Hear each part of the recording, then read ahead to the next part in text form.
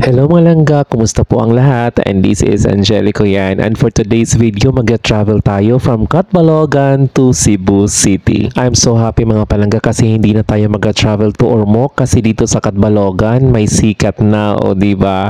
Pwede na tayong mag-book online or pumunta dito sa Grand Tours of Catbalogan City sa opisina nila, bumili ng ticket papuntang Cebu City. So ayan mga palangga, nakakawaw naman o diba? Hindi na hassle yung travel natin. Travel from Catbalogan to Tacloban, Tacloban to Ormoc, tapos sasakay ng Sikat or Fast Cat papuntang Cebu City.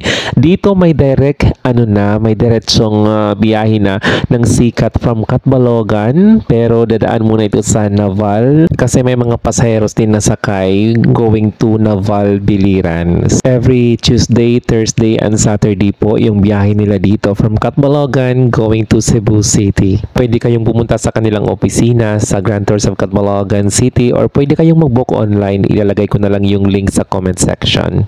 Yung binayaran ko na pamasahe from Catbalogan to Cebu is 1,800 pesos mga langga.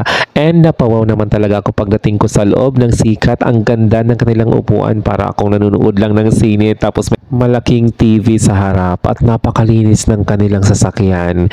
Napakalinis ng Sikat. At dahil hindi pa naman bumibiyahe yung sasakyan, ayan, naglibot-libot muna tayo dito sa loob ng Sikat. Ang ganda. Mapapawaw ka lang talaga kasi ang ganda. Tapos ang lakas ng kanilang aircon. At kung nagugutom ka, pwede kang bumili dyan sa kanilang store at ang linis ng kanilang CR. O di ba ang ganda din kasi mahalaga po yung malinis na CR para sa mga pasaheros. At so ayan mga palangga, pagkatapos sa CR, bumili muna ako dito ng kape tapos nag-movie marathon. A few moments later. At hindi ko na malayan mga langga, mahigit isang oras na pala tapos dumating na nga kami dito sa Naval Biliran at yung mga pasaheros na papunta dito sa Naval Biliran ay bumaba na. So ayan, this is Naval Biliran mga langga. Ang ganda pala, hindi na nga ako bumaba mga palangga para mag-video kasi baka maiwan pa ako dito sa Naval Biliran. Oh my God. So ayan na yung mga tao na pasaheros from going to Naval Biliran. So andito pa rin tayo, nagmo-movie marathon. Syempre, medyo matagal din yung biyahe mga palangga from Catbalogan to Cebu. Ayan, so nanood mo lang muna, nakailang movie kami rito. Tapos ang ganda pa naman ng mga palabas nila.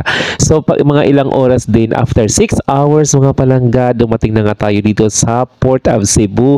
Welcome to Cebu, maayong gabi Cebu City. Wow, nakaka-excite naman mga palangga kasi yung last time ko na pagpunta dito noong sinulog pa nung last year. So ngayon malapit na naman ang sinulog by January.